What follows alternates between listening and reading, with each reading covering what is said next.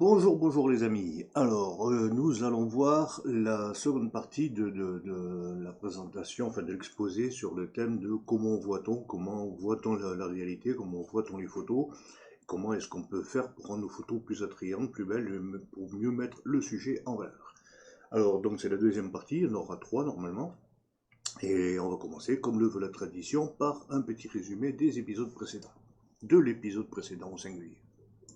Donc, on avait vu dans la première partie que l'œil est un outil très imparfait, qui ne voit vraiment bien nettement en relief et en couleur que dans un champ, une zone très étroite au centre du champ visuel, tout le reste étant de plus en plus flou, de moins en moins coloré, et après il y a un moment où on n'a plus la vision binoculaire, on voit plus du tout le relief.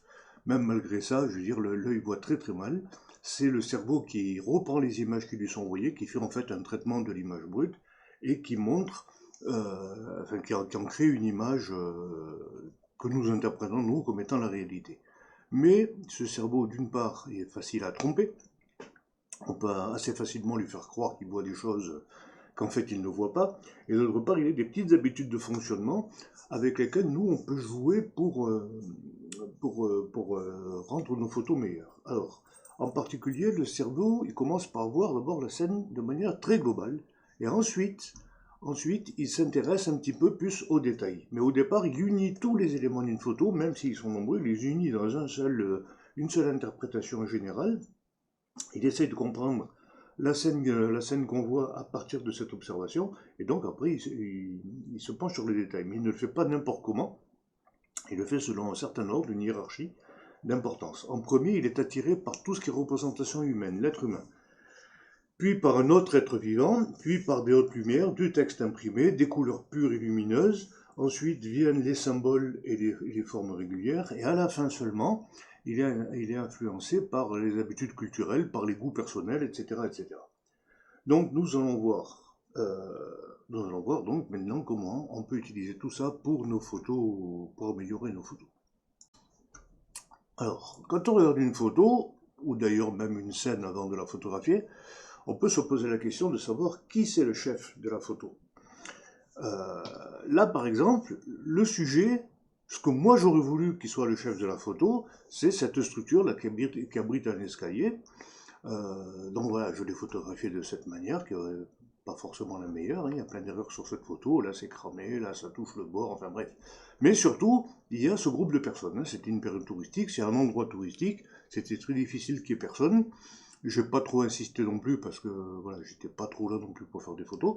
Mais en tout cas, mon intention c'était de montrer la structure de l'escalier. Et en réalité, l'œil est attiré par les personnages qui sont là. Donc il y a un problème. Mon sujet c'est l'escalier. Le chef de la photo, en réalité, ce sont les gens. Donc là, il y a un problème. Si votre intention et le vrai sujet le chef de la photo ne coïncide pas, ben, il y a un problème. L'œil va quelque part et votre attention elle est ailleurs. Autre exemple, voilà, cette gamine qui regardait un spectacle où dansait, je pense, sa mère, elle connaissait la chorégraphie par cœur, elle la refaisait à côté avec sa jolie jupe, etc. J'ai trouvé ça amusant, je me suis tourné, j'étais en train de photographier le spectacle, hein.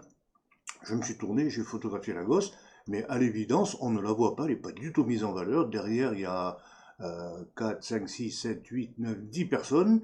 On ne sait plus où il faut regarder, l'œil se promène de tous les côtés, et la petite fille n'est pas du tout mise en valeur. C'est pas du tout elle, c'était mon intention, mais c'est pas du tout elle le sujet réel de la photo, hein, à l'évidence. Ici, c'est un peu la même chose.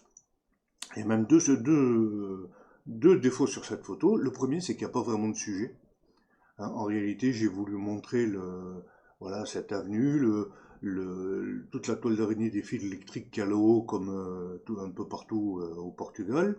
Et au moment où j'ai déclenché, il y a le camion de poubelle qui est passé en vert pétard, et en fait, on ne voit que lui, quoi, hein. Voilà. Mais il n'empêche qu'après, j'ai doublé la photo, hein. J'ai attendu qu'il parte, j'ai doublé, triplé la photo, mais il n'empêche qu'il manque un vrai sujet sur cette photo. Donc ça fait deux erreurs importantes. Voilà. Autre exemple encore, ce lac, hein, il y avait une partie qui était réservée à la baignade, tout le reste était interdit à la baignade pour laisser la place aux canadaires, parce qu'il y a souvent des incendies dans la région. Là, effectivement, il y en avait un, et donc on voyait, il y avait une ribambelle de 6, 7, 8 canadaires, je ne sais plus, qui faisait des rotations et toutes les 10 minutes, un quart d'heure, il revenait à la queue leu-leu, c'était très impressionnant à voir. Et il venait raser la surface de l'eau, prendre de l'eau. Donc j'ai voulu montrer ça.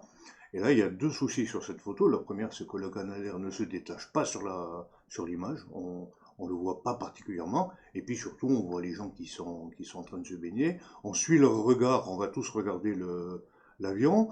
On les regarde. Surtout, les messieurs doivent regarder la demoiselle qui est à gauche. Enfin bref, le sujet qui est qui est le canadair montré dans le contexte du lac avec les baigneurs, hein, pour moi, ça devait faire une photo un petit peu insolite.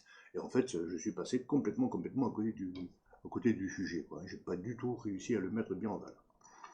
Alors, quels sont les éléments qui vont permettre, les principaux éléments, parce qu'il y en aurait beaucoup plus si on veut rentrer dans le détail, qui permettraient de ramener le regard sur le sujet, sur notre intention, sur vraiment ce qu'on veut être le chef de la photo. Eh bien, il y a un premier élément qui est très important, c'est la netteté. L'œil se dirige par réflexe évidemment sur ce qui est le plus net sur une image. Ça, c'est une photo que j'ai faite dans un mariage. Il y avait une petite fille là qui était parmi les invités, une adolescente, qui joue du violoncelle et qui a voulu jouer un morceau pour les mariés. Donc tout le monde s'est rassemblé, c'était très sympa. Sa copine qui lui tenait la partition, voilà. Et j'ai voulu mettre la scène en valeur, mais en donnant du contexte. Donc je suis passé derrière les mariés. J'ai fait la mise au point sur la gamine pour les laisser flous. Alors, ils sont peut-être un petit peu trop flous. Et l'intérêt, c'était donc de montrer le contexte, de rappeler que c'était le mariage de ces deux personnes, mais que l'importante sur le sujet, sur cette photo, c'était la gamine en train de jouer, donc je l'ai mise nette, et effectivement, le regard était tiré plus par elle que par autre chose. Bon, j'aurais dû faire en sorte que le fond soit un petit peu plus flou, mais c'était surtout une photo qui était destinée aux mariés, ils l'ont beaucoup aimé, c'était le principal dans ce contexte. Voilà. Autre exemple, hein, c'est un peu la même situation, c'est-à-dire que là, il y a la chanteuse. Vous voyez, la photo n'est pas du tout traitée, hein, j'ai laissé les trucs traîner, là, et voilà. Mais malgré tout, on voit que les deux personnes qui sont derrière, surtout le garçon, mais même la gamine qui est assise là, sont beaucoup plus floues qu'elle. En plus, elle occupe plus de place sur la photo. Donc là, voilà, il n'y a pas de litige possible. Le sujet de la photo et le chef de la photo sont bien la chanteuse. On la voit bien, voilà, il n'y a aucun souci avec ça. On sait que c'est elle. Donc, dans la pratique, la netteté, donc je l'ai dit, c'est un moyen simple de mettre une hiérarchie importante sur le sujet, sur un élément. Attention quand même à la tendance qu'on a, nous, et les autofocus, à faire la mise au point sur le premier plan. Ici, mon sujet, mon intention, c'était de photographier le commerçant et de montrer un peu de contexte, de montrer qu'est-ce qu'il fait. Ben voilà, c'est un commerçant, il y a sa camionnette, la balance, tout ça, il est sur le marché et il vend des tomates. Donc de bol, l'autofocus a fait le point sur les tomates, ça je ne l'ai pas vu sur le petit écran de l'appareil. L'autofocus a fait la mise au point sur les tomates et le commerçant, qui était mon sujet, est flou sur l'image. Donc, ben oui, on le voit, c'est sympa, tout ce que vous voulez, mais il n'est pas suffisamment mis en valeur par la façon de photographier, puisque la mise au point, et donc l'œil se dirige prioritairement vers les tomates, qui sont rouges en plus, ça attire bien le regard. Voilà. Un autre élément important pour attirer le regard, c'est la taille d'un sujet. Ici, on a les deux danseuses qui sont dans la même position. La deuxième est un petit peu plus floue, mais pas tant que ça. Pourtant, il n'y a pas de litige là non plus. Le sujet, c'est bien la première, celle qui est ici. Mais j'aimais bien l'idée d'en montrer deux. En fait, il y en avait beaucoup plus que ça. C'était pour montrer que c'était pas un spectacle de danse avec une seule danseuse, mais plusieurs. Mais voilà, c'est quand même bien elle le sujet. Il n'y a pas de litige possible parce que voilà, elle occupe beaucoup plus de place que sa copine sur la photo. C'est clairement elle le sujet principal. Le regard va directement sur elle. Voilà. Cette caractéristique que le premier plan, que l'élément le plus gros attire plus le regard, est particulièrement mis en valeur par ce qu'on appelle les chambres d'âme. Alors les chambres d'âme, c'est quoi? Ben voilà, c'est ce petit jeu. C'est une pièce qui a été fabriquée exprès pour l'effet spécial. On a l'impression que c'est une pièce normale, carrée. En réalité, le fond est en biseau. Si on pouvait la regarder du dessus, elle serait en biseau. Le quadrillage accentue encore plus l'effet. Un quadrillage, par définition, un damier comme ça, c'est bien régulier. En fait, non, il est déformé aussi pour donner cette impression. Et le mur du fond est en biseau. Et en plus, ça descend. Voilà, là on est, le plafond est droit, mais le sol descend légèrement. Et donc la personne qui se retrouve là est en réalité plus loin que la personne qui est en haut et à gauche. Donc là voilà, ces 4 personnes, le grand s'est mis à l'endroit où c'est le plus grand, la plus petite en fait c'était elle, mais elle s'est mise là, elle aurait dû se mettre là, et donc du coup, ben voilà, les 2 filles font la moitié du grand là, c'est assez rigolo. Et après évidemment ils ont changé de place, et ça fait l'inverse, lui qui était le plus grand est devenu tout petit dans son coin, et là, et elle qui est la plus petite des 4 dans la vraie vie, ben, elle se retrouve être plus grande. Voilà, et ça les a bien fait rigoler. Et là, on voit bien que le regard se dirige vers la gauche, vers celui qui est le plus grand. Là, il n'y a pas de... Voilà, on voit tout de suite qui c'est le sujet principal, qui c'est qui attire le plus le regard sur ces images. Voilà, c'est un jeu assez amusant. Si vous avez l'occasion de voir en vrai une pièce comme celle-là, je ne sais pas pourquoi ils les appellent des chambres d'hommes, en tout cas, c'est très amusant. Attention aux courtes focales, parce que les courtes focales déforment un peu les proportions, et elles ont tendance à donner beaucoup d'importance au premier plan. Sur cette photo, je me suis mis au ras du sol pour donner de l'importance donc au pavé que je trouvais très joli, les feuilles mortes, les gouttes d'eau. Alors ça marche, hein, le sujet est là-bas, il y a une ligne fuyante, on va en reparler tout à l'heure. Il n'y a aucun souci. Mais s'il y avait eu par exemple un chat qui avait traversé la route à ce moment-là, il aurait été énorme, il aurait été gros comme un lion sur la photo, et clairement le sujet ce serait devenu le chat. Voilà. Donc, faut se méfier, soit se méfier des premiers plans quand on est au grand angulaire, hein, là j'étais au 24 mm, soit au contraire en profiter. Si vous voulez photographier un enfant qui est plus petit, qui est plus bas, vous vous baissez évidemment, vous vous mettez à la même hauteur que lui, et un grand angle peut lui donner plus d'importance, tout en caricaturant un petit peu la différence de taille entre lui et les adultes qu'il peut y avoir autour s'il y en a. Donc à tenir en compte aussi et à exploiter si possible dans les vraies photos. Autre élément très important pour mettre en valeur un sujet, c'est le contraste. L'effet, on va dire, ombre chinoise, hein, pour plus simplement. Comme ici, par exemple, le sujet, c'est bien ce promeneur. Le ciel est joli, il est magnifique, il a des couleurs vives, etc., etc. Mais il n'y a pas de sujet, il n'y a pas de litige. Le sujet, c'est bien ce gars qui est là parce qu'il se détache parfaitement en ombre chinoise sur ce beau ciel. Voilà. On peut le voir aussi sur une image comme celle-ci, qui en plus a un cadre dans le cadre, hein, c'est-à-dire qu'il y a le cadre de l'image, et là on a un ovale qui est délimité par les branches d'arbres, la barrière là, et au milieu, en plein centre, vous avez le petit arbre qui met en valeur, enfin, qui est vraiment mis en valeur, bon, déjà par sa place centrale, et puis par le fait qu'il se découpe parfaitement bien sur le ciel derrière lui. C'est très, il se détache très bien, on voit parfaitement que c'est lui le chef de la photo, et c'était aussi mon invention, mon sujet principal. Mais des fois on se plante. Voilà, sur cette image, elle est bien, hein, elle est propre, elle est jolie, tout ce que vous voulez. Mais qu'est-ce qu'on voit en premier? Ben, l'arbre. Parce qu'il est très grand, parce qu'il se détache bien sur le ciel. Les montgolfières aussi, elles sont colorées, elles se détachent bien, voilà. Et pourtant, mon intention au départ, j'étais venu sur ce site pour photographier le château qui est ici. Voilà. Mais ce château, il est très difficile à photographier. Il est sur un pic au milieu d'une vallée circulaire. Donc c'est très difficile de la voir se détacher sur le fond du ciel.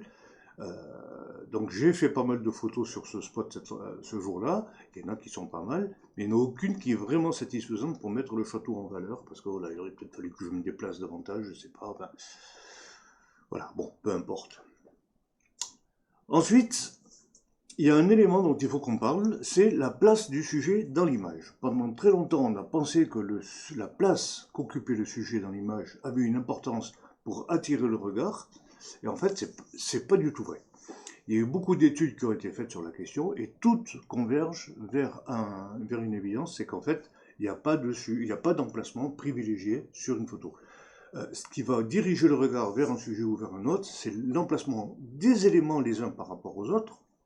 Ça oui, des éléments de couleur, des éléments de ligne, des éléments de masse, des éléments de netteté, de tout ce qu'on a pu voir tout à l'heure et tout ce qu'on va voir ensuite. Mais l'emplacement du sujet dans l'image, dans le cadre de l'image, il n'y a aucun endroit qui le privilégie davantage. À part peut-être le centre, parce qu'évidemment le centre, le regard se dirige plus volontiers vers le centre, c'est l'équilibre. Hein. D'ailleurs, on dit souvent qu'il faut éviter de mettre le sujet au centre. La preuve que c'est faux, c'est que le petit arbre là est parfaitement au milieu et que ça lui va très bien, il est parfaitement à sa place. Donc, cette histoire d'emplacement de la photo, d'emplacement du sujet, pardon, me pousse à ouvrir une grosse parenthèse à propos d'un mythe, c'est le mythe de la règle des tiers en photo. Et ça, c'est un truc c'est un truc complètement bidon, c'est une grosse escroquerie, cette règle des tiers. Ça fait pas mal de dizaines d'années qu'on parle de cette règle des tiers, et c'est vraiment un truc bidon. Je vais vous raconter l'histoire de la règle des tiers. Pendant très longtemps en peinture, le style qui a prédominé, c'est ce qu'on appelle le clair-obscur. Alors, ceci est un tableau d'un peintre italien de la Renaissance qui s'appelait le Caravage, qui était surnommé le Caravage. Voilà, ça ne correspond pas trop à la période dont je vais vous parler, mais ça illustre bien le sujet. Donc voilà. Et pendant longtemps, on a estimé, enfin les peintres avaient une espèce de règle d'or, je ne sais pas si elle est valable ou non, je ne suis pas peintre, ils disaient qu'il fallait sur la surface du tableau, il fallait qu'il y ait grosso modo un tiers de zone claire et 2 tiers de zone sombre, ou l'inverse, pour que ce soit bien équilibré au niveau des luminosités. Voilà. Ceci, plus le fait donc que soi-disant il ne faut pas mettre un sujet trop au centre, a poussé un gars qui était anglais, peintre et graveur, qui s'appelait John Thomas Smith. Ça l'a poussé un jour à émettre l'idée que peut-être cette histoire de tiers, on pouvait aussi l'appliquer à l'emplacement ou au positionnement du sujet principal sur une image. Il a peut-être fait des essais, on ne sait pas, en tout cas il n'y a aucune œuvre de lui qui reprend cette règle d'or, cette règle des tiers. Ça c'est clair et net, il n'en a aucune. Ni de lui, ni d'autres artistes à son époque. Donc la règle a été enterrée à peine créée, et voilà, sans regret. Puis au début du XXe siècle, la photo est arrivée, et la photo, au départ, les photographes ont souffert d'un complexe, c'était le complexe de l'artiste. C'est-à-dire qu'on leur disait, les peintres, oui, ce sont des artistes, ils créent, ils partent de rien, et puis voilà, avec leurs mains, avec un pinceau, ils créent une image, c'est magnifique, eux, ce sont des artistes.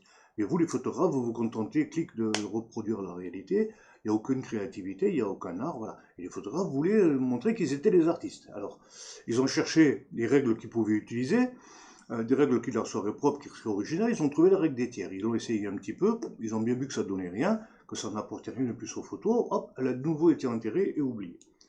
Et la photo a commencé quand même à gagner ses lettres de noblesse au début du XXe siècle, avec des grands photographes. Bon. Et puis dans les années 60, il s'est passé un phénomène, c'est que la photo est arrivée dans le grand public. Et les appareils photo se sont simplifiés. Avant, il fallait vraiment faire une formation d'une semaine pour s'en servir.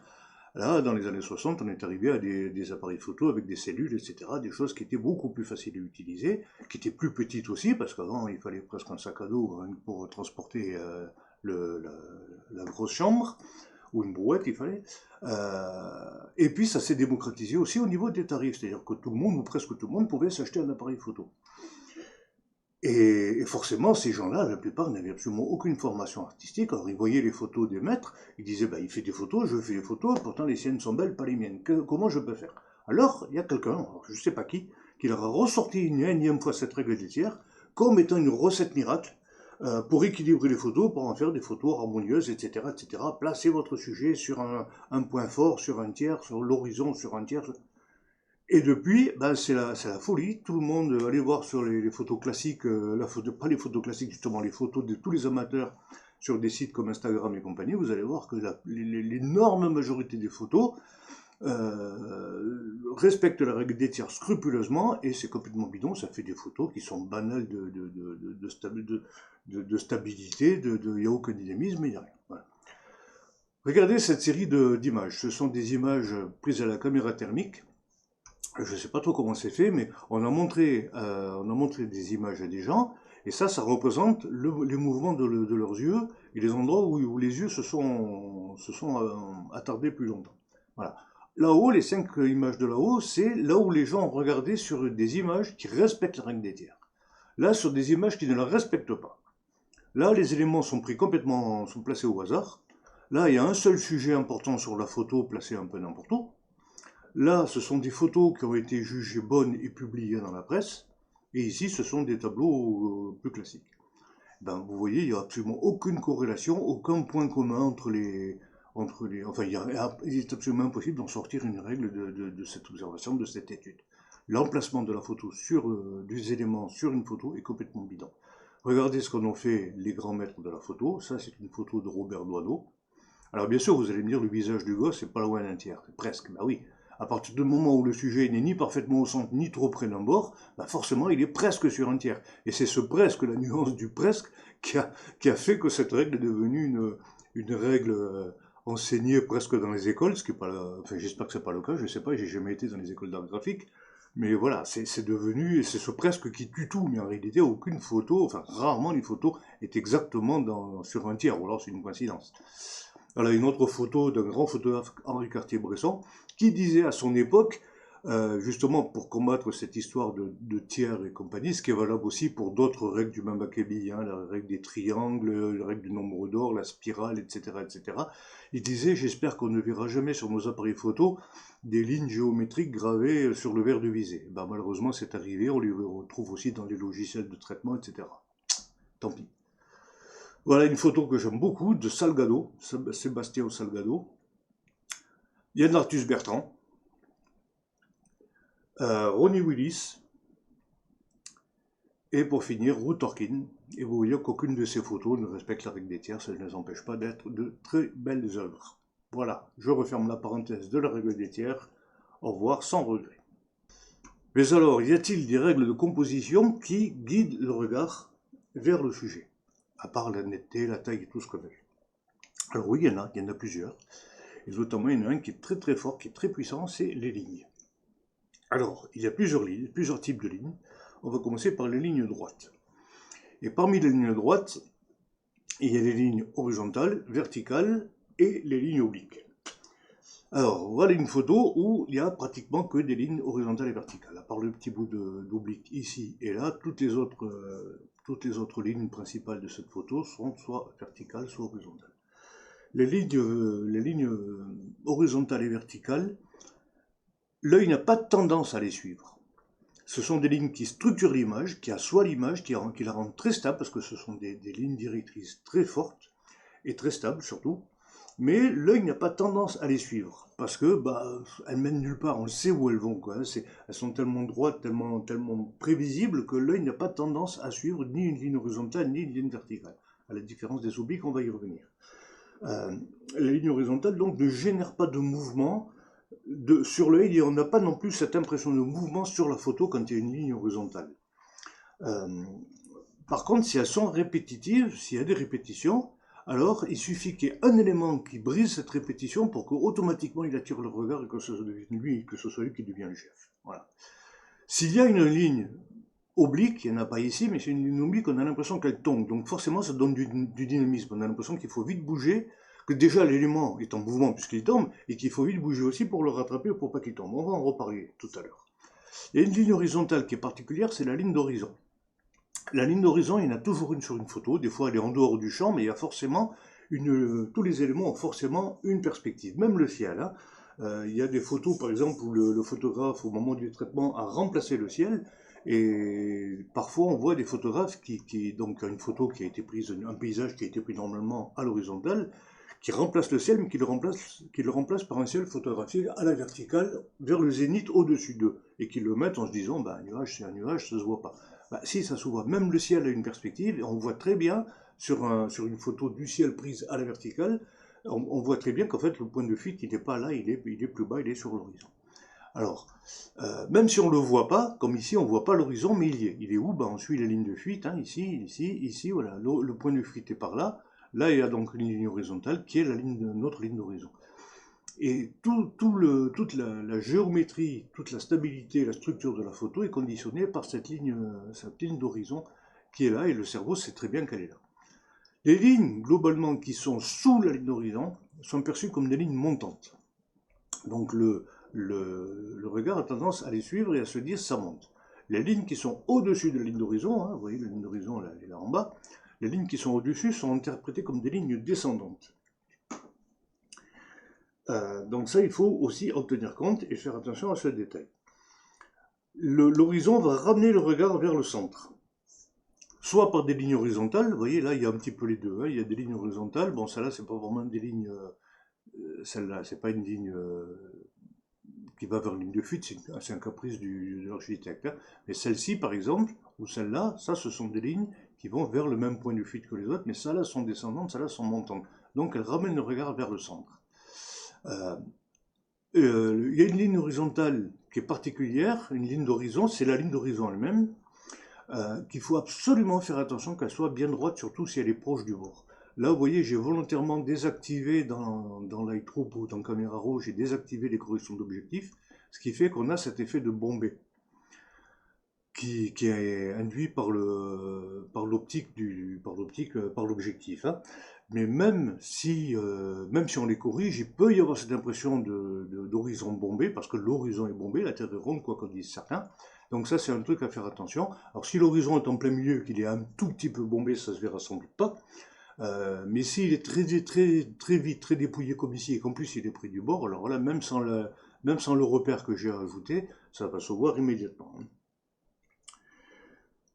Les lignes verticales, donc comme les horizontales ne créent pas de mouvement, ne créent pas de dynamique, on n'a pas tendance à les suivre. Mais par contre, quand une ligne verticale et une ligne horizontale se croisent, alors à l'intersection, il y a forcément un point d'intérêt.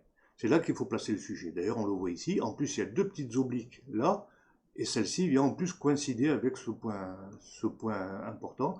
Donc, c'est vraiment la place du sujet. C'est vraiment important de mettre mon sujet ici. C'est un point de force et surtout un point de stabilité.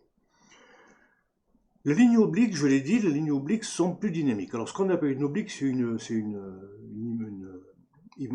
ligne, comme par exemple ici, vous voyez, qui penche donc, mais qui reste dans la photo. Ce qu'on appelle une diagonale, c'est une ligne qui va entrer et sortir du cadre, qui va toucher deux bords du cadre. Voilà. Un cas particulier, c'est la diagonale de cadre qui part d'un angle jusqu'à l'autre. Mais là, donc, on parle de ce qui est le plus courant, c'est une ligne oblique. Donc les lignes obliques sont beaucoup plus dynamiques. Elles sont soit montantes, soit descendantes, comme on l'a vu. Et surtout, on a tendance à les suivre. Donc il est important, là, vous voyez, on les suit, on arrive ici. Le point de fuite est ici. Mon sujet, c'était plutôt les bâtiments de la BNF, là. Mais on a plutôt tendance à venir ici. Bon, ceci dit, l'image est quand même assez dynamique, l'œil se promène partout, c'est pas une image ratée en ce sens-là, hein. Mais l'œil a plutôt tendance à venir ici. Donc du coup, comme il est suivi, il faut faire attention à un détail, c'est que si on suit les lignes directrices et que les lignes guident l'œil vers le dehors de la photo, ben, le regard sort et souvent il ne revient pas dans la photo, il est un petit peu perdu. Les lignes obliques extrêmes de ce genre-là, bon, elles sont très dynamiques, elles donnent vraiment beaucoup de mouvements.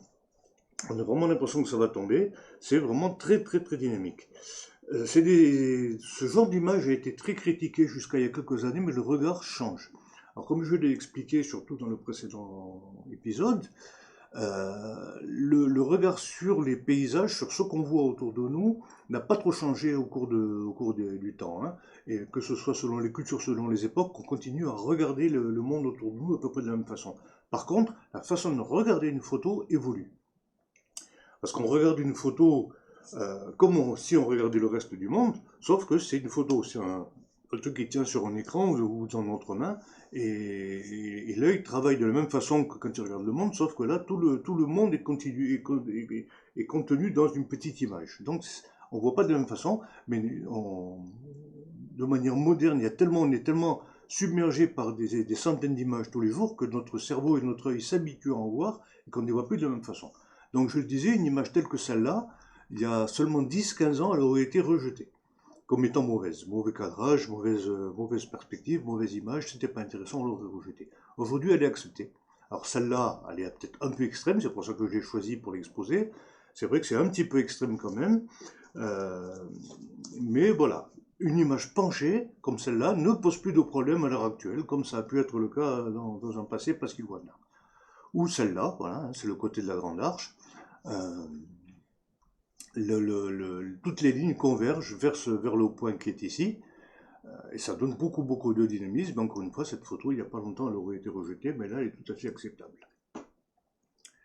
Si on veut éviter que le regard sorte de la photo, comme c'est le cas ici, en plus il y a deux points de fuite ici. Il y en a un pour les lignes horizontales qui est donc à l'extérieur de la photo par là, et un autre qui est là-haut pour les lignes verticales. Pour éviter ça, il y a plusieurs solutions. La première, c'est de mettre le point de fuite à l'intérieur de la photo, mais là, on vient ici, et là, il n'y a pas trop d'autres choses à voir. Ou alors, c'est de mettre un bord aux perspectives. C'est-à-dire que si ici, il y avait un élément, une personne par exemple, ou une construction, ou n'importe quoi. Alors le regard suit les lignes, il vient buter contre ce truc-là et il s'arrête. Il ne va pas plus loin, il ne sort pas de la photo. C'est une façon d'éviter qu'il sorte de la photo. Voilà pour les lignes obliques. Venons-en donc aux diagonales, c'est-à-dire les lignes donc, qui rejoignent un bord et un autre bord de la photo. Ici, il y en a deux. On va dire que les deux principales sont la ligne de la rambarde ici et la ligne qui est là-haut. Les lignes diagonales ont tendance à séparer la photo en deux parties. Alors comme là il y en a deux, ben, ça fait trois parties. Il y a la partie là-haut qui est sans grand intérêt avec les constructions. Il y a la partie en bas qui est très statique avec les couleurs du pont, les sculptures, etc. Et entre les deux, il y a cette zone-là qui est beaucoup plus dynamique, plus colorée aussi, qui est le vrai centre d'intérêt de l'image et qui a été recentré par ces deux lignes obliques et ces deux lignes diagonales. Et comme elles penchent, elles donnent quand même du dynamique et encore accentué par le mouvement des gens, les deux, trois jeunes qui courent là, voilà. Ça donne beaucoup plus de dynamique, c'est beaucoup plus intéressant à utiliser donc pour séparer, pour mettre deux espaces différents sur la même photo. Comme je l'ai dit, il y a aussi une ligne particulière, c'est la diagonale de cadre, qui va d'un angle du cadre à l'autre. Alors, je n'ai pas trouvé d'exemple. Ce sont des photos qui sont assez rares, qui peuvent donner un effet vachement intéressant, mais qui peuvent aussi donner trop de dynamisme et de trop séparer la photo vraiment en deux parties trop égales. Alors, d'un côté, ça peut être, c'est tout ou rien, ou ça donne vraiment une impression de dynamisme, de grand dynamisme sur des images d'éléments en mouvement, par exemple, ou alors c'est beaucoup trop stable, voilà. Mais ce sont des cas très particuliers, c'est aussi pour ça que j'ai eu du mal à trouver une image qui l'illustre parfaitement. C'est un sujet, c'est un thème pas très facile à trouver, et heureusement que c'est rare. Voilà. Les points de fuite. Le point de fuite, comme je l'ai dit, il n'y a pas de problème quand le point de fuite reste à l'intérieur de la photo. Comme ici, hein, donc vous tracez toutes les lignes de fuite et vous arrivez au point de fuite qui est ici, où est censé se trouver plus ou moins le sujet, ou du moins le centre d'intérêt de la photo, comme c'est le cas ici. S'il sort, comme là, je ne sais pas si on voit bien les lignes rouges que j'ai tracées, s'il sort, là, je l'ai dit aussi, ça pose un problème. C'est encore pire quand il y a une double perspective. Voilà. Là, il y a donc ce bâtiment il est comme ça en réalité, hein, c'est pas en angle droit, il est très pointu. Et là, vous voyez, j'ai aussi tracé des lignes rouges qui sont peut-être un peu trop fines. Il y a deux points de fuite, un ici à droite et l'autre, bam bam, ici à gauche. Tant que ces deux points de fuite restent à l'intérieur de l'image, voilà, ça donne une photo qui est dynamique, qui est intéressante, qui est assez originale, qui est très intéressante à voir, même si celle-là est peut-être cadrée d'un peu trop près. Quand les points de fuite sortent de l'image, alors là, ça ne va pas du tout. Vous voyez, ici, on a un peu une impression d'enfermement. Pourquoi? Parce que c'est cadré assez serré. Là, il ne peut pas sortir ni à gauche ni à droite. Il cherche des éléments. Bon, d'accord, il y a les gens, il y a les cyclistes, là, il y a des éléments en mouvement. Mais malgré tout, il y a un gros problème sur cette photo, c'est que, voilà, l'œil se retrouve enfermé. Alors, il faut éviter de le guider à l'extérieur. Pourtant, là, il est guidé à l'extérieur, mais du coup, il ne sait plus de quel côté sortir. Enfin, voilà, cette photo, il aurait fallu la cadrer beaucoup plus large pour donner plus d'air, plus de place au regard pour se promener sur l'image et faire ce qu'il veut. Il n'y aurait peut-être pas eu plus de centre d'intérêt sur l'image, mais au moins on aurait moins eu cette impression d'enfermement. Voilà, en gros, tout ce qu'il y avait à dire d'important sur les lignes droites, horizontales, verticales, obliques, perspectives. Ensuite, il y a un autre type de lignes, ce sont les lignes courbes. Alors, la différence entre les lignes courbes et les lignes droites, c'est que les lignes droites, on a tendance à les suivre au début, à la fin, mais pas trop entre les deux. Pourquoi? Parce que leur tracé est facilement prévisible, ce sont des lignes droites, on sait exactement par où elles vont passer. Une ligne courbe, on ne sait pas toujours trop. C'est comme un mouvement. Un mouvement courbe, on a tendance à le suivre des yeux, alors qu'un mouvement rectiligne, on regarde d'où ça part, où ça va, et puis entre les deux, on s'en fiche un peu. Une ligne courbe, non. Ça, c'est un phénomène qui est très utilisé par les illusionnistes. D'une main, ils font un geste ample, lent, très arrondi, ils montrent qu'ils n'ont rien à la manche, qu'ils ont un joli foulard, un chapeau, tout ça. Et avec l'autre main, ils font quelque chose qu'on n'est pas censé regarder. Et effectivement, l'œil est tellement attiré par la main qui fait des ronds et des ronds, qu'on ne regarde pas l'autre et il est en train de prendre quelque chose dans sa poche ou je ne sais quoi, je ne suis pas illusionniste. Donc les lignes courbes créent beaucoup plus de mouvement parce qu'on a tendance à les suivre du début à la fin. Elles sont très dynamiques, on les suit complètement et ça donne beaucoup plus de mouvement que les autres. Les lignes courbes sont plus fréquentes dans la nature qu'en ville, mais même en ville, il y en a quand même beaucoup, même de plus en plus. Vous voyez, sur cette image, il y a des lignes dans l'arrière-plan, il y a beaucoup de lignes droites, surtout verticales, mais le regard est immédiatement attiré par le knit qui est tout en arrondi. Hein. Il y a les deux côtés là, il y a tout la toiture qui est avec ses rayonnages là-haut. Même s'il est un peu décentré, même si ailleurs il y a des jolies couleurs vives, etc., etc., l'œil revient toujours sur le knit. C'est évident que c'est lui le sujet, c'est lui le centre d'intérêt, le chef de la photo, c'est le knit avec ses lignes courbes qui attirent l'œil et qui donnent du dynamisme. Et qui attirent le regard. Voilà. Les lignes, jusqu'à présent on a parlé des lignes qui sont physiques, concrètes sur la photo. Il y a un autre type de lignes qui ne sont pas visibles directement sur la photo, ce sont les lignes directrices. Ce sont donc des lignes, une direction. Et la plus forte des lignes directrices, c'est la ligne du regard. Sur cette photo, on voit tout de suite la personne qui est là au premier plan, qui prend beaucoup de place sur la photo, mais immédiatement, on voit qu'elle regarde dans une direction, en plus avec les jumelles, et immédiatement, on a un réflexe très fort qui s'appelle l'attention conjointe, de suivre son regard, et on arrive au vrai sujet qui est le dôme là-haut. Et ça, c'est un réflexe qui est très très très fort. J'ai même entendu dire que c'était un des tests qui servait à diagnostiquer les autistes parce que ce sont parmi les gens qui sont les rares personnes qui sont dépourvues de ce réflexe. C'est un truc très puissant, ce réflexe de suivre le regard de quelqu'un. Si ce qui est regardé est dans l'image, ben, c'est comme avec une ligne physique, l'attention de celui qui regarde reste dans l'image. Mais si le regard sort de l'image, comme c'est le cas ici, le monsieur, on voit à l'évidence qu'il regarde attentivement quelque chose, il guette quelque chose ou il attend quelque chose, on ne sait pas quoi, parce qu'il regarde là, on bute sur le bord de l'image, c'est pour ça qu'on dit en portrait, il faut laisser de la place au mouvement ou au regard de la personne. Là, c'est parfaitement le cas, hein. La personne, le centre d'intérêt de l'image, c'est ce monsieur, on suit immédiatement son regard et on trouverait une sensation de frustration. Voilà. Donc là, c'est une photo qui ne compte pas. Une autre ligne directrice importante, alors cette ligne du regard, elle est valable pour une personne physique sur la photo, mais aussi pour l'image d'une personne, une statue, un animal, n'importe quoi. Hein. Sur cette photo, j'ai fait deux erreurs. Voilà. D'abord, j'avais repéré cet endroit avec la photo de la fille qui boit son café, qui regarde attentivement, voilà, à côté le mannequin avec les couleurs qui attirent le regard. Je me suis dit, bon, ben, je vais attendre que quelqu'un passe, il y a quelque chose à faire. Mais première erreur, j'ai été trop gourmand, j'ai voulu avoir l'autre vitrine avec les trois mannequins qui sont là. Alors qu'en fait, j'aurais peut-être pu faire deux photos, je ne sais pas, mais en tout cas, cette partie-là, toute la partie de droite, n'a rien à faire dans l'image.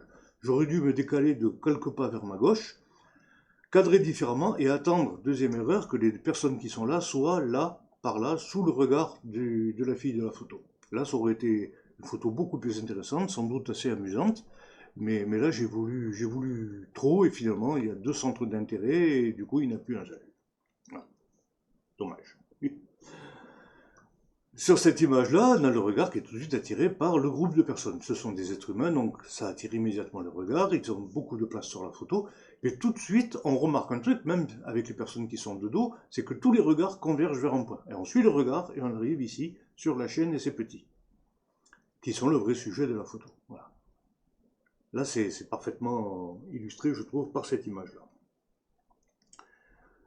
Dernier exemple, même s'il est moins flagrant, là on voit bien le papa. Alors malheureusement, il y a beaucoup de couleurs un petit peu vives autour qui distraient l'attention, j'aurais dû les désaturer un petit peu. Son visage, il ne se détache pas très bien non plus sur l'arrière-plan, mais voilà, on a le regard qui est assez rapidement attiré par ce papa, et hop, on suit son regard et on découvre la gamine qui est là-haut, qui est en train de s'éclater, et lui s'éclater encore plus à la regarder. Encore une fois, la ligne directrice du regard donne beaucoup d'importance et de mouvement à la photo. Et à propos de mouvement, il y a un autre type de ligne directrice, c'est la ligne du mouvement. Sur cette photo, voilà, j'ai cadré de façon à avoir la vitrine de la Samaritaine qui est très sympa. Il y a ce monsieur, j'ai pris la bonne vitesse pour avoir un effet de bouger, de dynamisme. J'ai modifié les couleurs des publicités là, qui étaient un petit peu rouges pour lui redonner la même couleur que son suite. Mais il y a ce mouvement qui est en plus appuyé par la passante qui est ici. On a immédiatement le regard qui poursuit ce mouvement, qui vient par ici, et là il n'y a rien. Il aurait fallu qu'il y ait deux cyclistes, je sais pas, ou un truc, un sujet ici, ou un gamin là en train de jouer sur le trottoir, par exemple, je sais pas, mais tout mène le regard par ici, et ici, il n'y a rien. C'est dommage. Là, c'est un peu la même chose, mais c'est un petit peu moins accentué. Il y a la même chose, un mouvement avec le vélo, il y a toutes les lignes directrices qui mènent là-haut, en plein centre, sur le point de fuite qui est sous le pont, là. Alors c'est un petit peu moins grave parce que même s'il n'y a rien de particulier à voir là-bas au bout, il y a quand même le cycliste qui est pas loin, il y a quand même toute la structure du pont. Ça fait moins vide et dépouillé que c'était le cas pour celle-là. Mais malgré tout, il manque quand même un je ne sais quoi ici, peut-être une petite tache de lumière ou un truc de ce genre. Bon, voilà. Donc voilà l'essentiel de tout ce qu'il y avait à dire sur le thème passionnant des lignes et de ce qui attire le regard. Il n'y a pas que des lignes. Les lignes sont quand même le point le plus important, mais dans un troisième épisode, on verra d'autres éléments, notamment les formes, les couleurs, les points, etc. Voilà. Merci de m'avoir écouté.